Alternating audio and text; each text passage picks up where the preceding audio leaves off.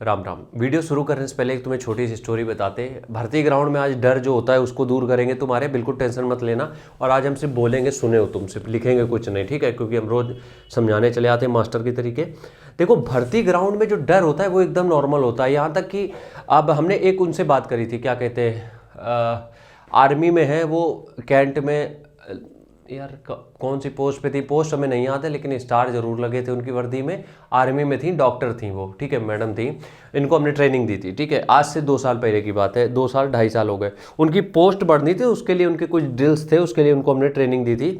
तो उनसे जब हमने बात करी और जब हमने उनसे डिस्कस करा तो उनकी बातों से चीज़ें जो हमें समझ में आई वही चीज़ें हम तुम्हें समझाएंगे और तुम्हें बताएंगे कि भर्ती ग्राउंड में एक्चुअल अगर तुम नहीं डरोगे तो अगर तुम्हारी तैयारी है भी नहीं पूरी फिर भी तुम रेस निकाल ले जाओगे। क्लियर बात, ठीक है? चलो, अब हम बात कर रहे हैं आज यहाँ पे किसकी? आज हम बात कर रहे हैं भर्ती ग्राउंड पे डर की। उससे पहले एक छोटी सी बात और कर ले।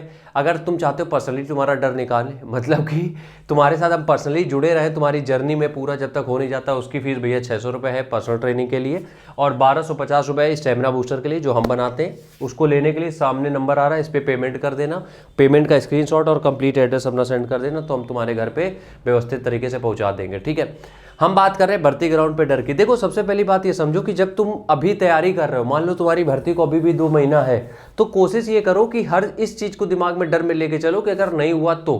और ये जब डर रहता है ना कि नहीं हुआ तो तुम डेली बेसिस पे बहुत मेहनत करते हो। और जब तुम डेली बेसिस पे मेहनत बहुत करते हो तो उसका फायदा क्या होता है? उसका सिंपल सा फायदा ये होता है कि तुम वहां के लिए प्रिपेयर बहुत अच्छा हो जाते हो।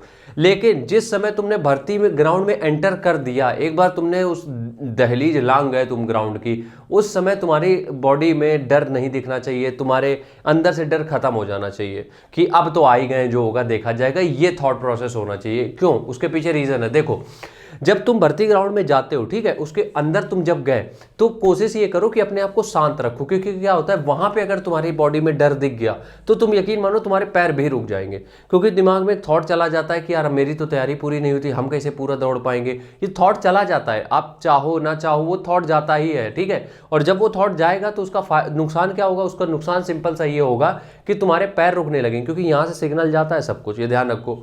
तो जब भी तुम अपना पहले लैप में हो, आपने कदम रख दिया है दौड़ की तरफ, ठीक है, रनिंग करने के लिए कदम तुमने रख दिया है, अब तुम्हें सिंपल सा काम ये करना है, डर को हटा के साइड में तुम्हें सिंपल सा बस रनिंग स्टार्ट कर देनी है, ठीक है? और कोशिश ये करनी है कि कुछ भी अलग, ग्राउंड से कुछ भी अलग चीजें फोकस करो, कुछ भी अलग। ग्राउंड में हो, ग्राउंड की चीजें ना, ग्राउंड की चीजें छोड़ दो, ग्राउंड से इतर मतलब अलग कुछ दूसरी चीजों पे फोकस करना चालू कर दो। अब क्या करोगे? फोकस ग्राउंड से दूसरी चीजों पे फोकस का मतलब मेरा यहाँ पे ये सिंपल सा है कि तुम ये सोचो बस कि कुछ भी अलग स्टोरी, यार किसी दोस्त की बात, किसी किसी की बात। अब क्या होता है कि जब तुम फोकस तुम्हारा वहां पे नहीं रहेगा तो तुम्हारे पैर चलते रहेंगे।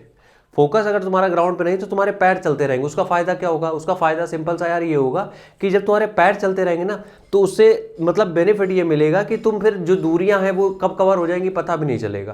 क्योंकि क्या होता है जब तुम बहुत सोचते हो कि यार अभी तो 400 मीटर हुआ है, 800 मीटर बाकी है, जब तुम बहुत ज्यादा दिमाग लगा के सोचते हो तब समस्या आती है कि अब क्या होगा, अब क्या होगा, अभी तो 2 किलोमीटर दौड़ना है, मेरी सांस फूल रही है, तब दिक्कत आती है। और जब तुम ये दिमाग में चला गया कि अब तो सांस फूलने लगी, तब वो दिक्कत और बढ़ जाती है, फिर वो प्रॉब्लम और इंक्रीज होने लगती है। इसलिए हमेशा जब भी सोचो ग्राउंड पे एंटर करते हो, पैर रख दिया है, कोई भी दूसरी स्टोरी सोचो, कुछ नहीं सोचना है, बस पैर चलते रहने चाहिए बस, ठीक है? जब दूसरी स्टोरी सोचते हो तो पैर भी चलते रहेंगे, स्पीड भी बनती रहेगी, लेकिन तुम्हारा अगर फोकस वहीं पे रखा रहा कि यार कैसे दौड़ेंगे, इतना बचा इतना बचा है, तो यकीन मानो पैर अपने आप रुकने लगेंगे, फिर तुम्हारे पैर भी जवाब दे जाएंगे भैया माफ करो हम जा रहे हैं, ठीक है? तो इस चीज़ को थोड़ा सा ध्यान रखो।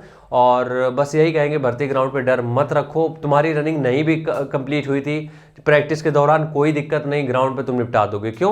क्योंकि ग्राउंड में तुम्हें समझ में नहीं आएगा कि कितनी जल्दी रेस पूरी हो गई, यकीन मानो, क्योंकि इतने लोग रहते हैं वो चीज़ें तुम्हारे दिमाग में आती नहीं है। बस अपने दिमाग में हावी मत होने देना कि तुम्हारी रनिंग में कंप्लीट नहीं हुई थी प्रैक्टिस के दौरान, ठीक है? तो मेरी तरफ से आज का मोटिवेशनल कह लो या जो भी कह लो वो यही था।